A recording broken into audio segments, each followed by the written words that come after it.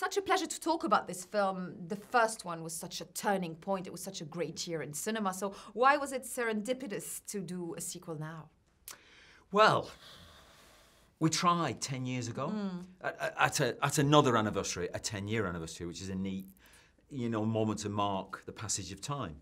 Didn't work. We didn't have a good enough script, and I was pleased that we all knew it's not good enough. We won't do it, because that felt like there was a quality benchmark that we weren't prepared to, ignore. But who knew if we could come up to it again as 20 years, which is the next kind of landmark, really. We didn't really try after 15, but, and we got together in Edinburgh, and John Hodge produced a script that I knew as soon as he produced it that we should do it now.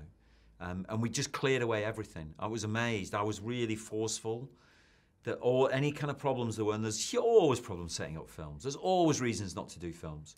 I just cleared them all away like that, because I just knew if I could get those 4 guys back with this script, that you would have something worth standing beside the first film, and then people can, and it's a lovely thing to have those, it's a lovely way to do a sequel, rather than just do a quick sequel that just tries to repeat a formula and is in a kind of half-life decline inevitably. It was much better to actually have something concrete to base a reason for making a film on, and it's the passage of time. Yeah. And I thought it was entirely that throughout the film.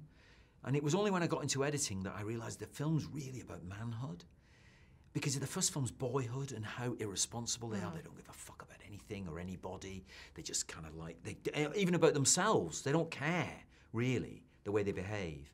But when you reach manhood, it's much more difficult to keep that energy going, and they try to relive. It's quite sad, really. They put on old football jerseys, they try to behave like children again, and they don't, because there are real children around now, of course, who are very disappointed with them, and women around who are almost silent, certainly quiet, but are disappointed in them, really, who are getting on with the business of actual life rather than trying to relive former glories, How interesting is it to work with the same actors 20 years on, knowing that each one of them has had their journey as actors, and, from boyhood to manhood for them as well, correct? They've all done that as well, yeah. No, that was the richness of it. I think that's what's great for them as well, to be able to do that.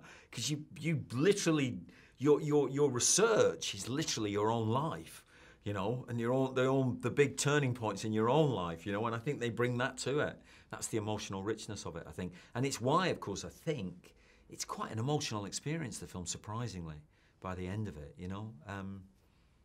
So it was really nice for them to be able to do that, yeah. Well, for me as an audience member, 20 years on, because I do remember seeing the first one, it is an emotional thing to revisit 20 years on. How do you expect the audience to react now that there's a whole new generation that's going to discover the concept? I don't know. They claim, and according to all the studio research, there isn't a new audience. Everybody's seen the original. I have no idea whether that's true or not. I can't believe it's true. They say it's true. Everybody seems to have, very few people are coming to it unknowingly.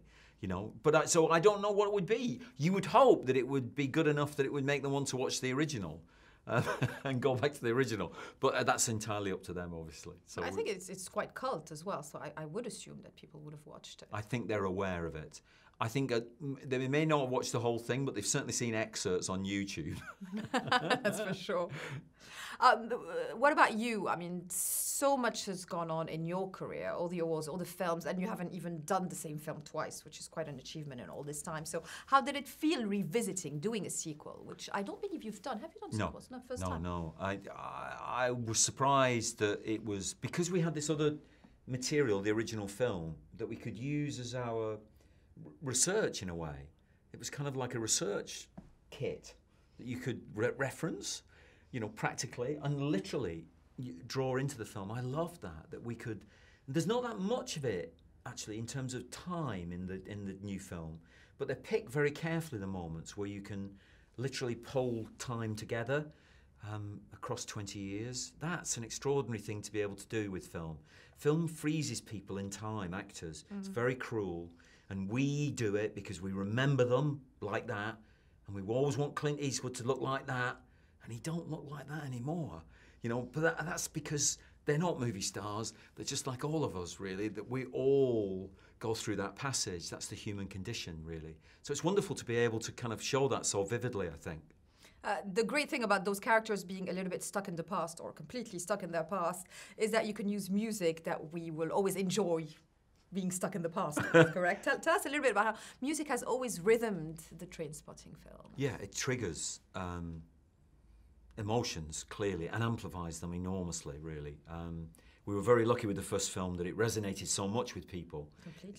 It's a big pressure on the second film because, like, one of the questions people would ask is the soundtrack going to be as good? And but we didn't try and do it like that. What we tried to do is we tried to use memories of the first film, but redefine them in a way. So there was enough, you'd remember them and they trigger emotions, but they've been rethought a bit, the song. So the Lust for Life is remixed by Prodigy, and Rick Smith from Underworld has gone back to Born Slippy and rethought it. And plus we were able to bring in these new bands, particularly Young Fathers, who are an Edinburgh band, a contemporary Edinburgh band, an amazing band. And they kind of guarded against nostalgia, really. They're of too much nostalgia, really. That's one of the functions that they have. They're Centaurian guards, really, to stop us getting too nostalgic. Well, talking about nostalgia, is it the right impression to think that the set was a little bit similar to how it was 20 years ago, although everybody's just a little bit more Hollywood since? Yes. Yes, no, it's you've got the reference of the other film, and there's certain points like Renton's bedroom, his family home, that have not changed at all, as these things tend not to do. My bedroom at home stayed the same for 40 years, so, my childhood bedroom, it stayed the same. So, that'll resonate with people, I think. Yeah, so the sets are that, yeah. The actors have changed. They're also incredibly experienced now as storytellers, because they've done a lot of storytelling in the meantime. And so they have a power about them. They're able to get to the essence of a scene very quickly. They know what it's about. They want to know what it's about very quickly so they can get to the heart of it. And they strip everything else away. So it's interesting, the acting is quite big. And it was in the original film. These are not mumblecore films of nuanced realism. They're kind of quite presented. It's a quite heightened world, and I love that about it. That takes a lot of balls for an actor to put themselves out there like that. Because everybody on the other hand is telling them, don't do anything, just speak the lines, just do nothing. That's the general way to do film. And there's none of that. It's kind of like matadors, really. They're out there. They're raw. Yeah. It's a bit sad watching them as well sometimes, because obviously their best days are probably behind them, because, certainly in terms of pure pleasure they are, But there are other richer things they can build on now. And you try to see them doing that, especially through Spud, the way that Spud develops as a character. Yeah, I think Ewan was quite extraordinary. Ewan Bremner, he had this emotional core to him that was, I think, the surprise of the sequel. That's an amazing. Yeah. I think of it as kind of like, it's quite immense, his performance. I mean, really immense. Just extraordinary. I mean, and he was the guy first associated, because he was in the stage play of it, playing Renton, before we ever started the first film. So it's right in a way that the full loop comes round, and it's Ewan Bremner who is in charge of things, as it turns out. The most hapless of the lot of them, Yeah.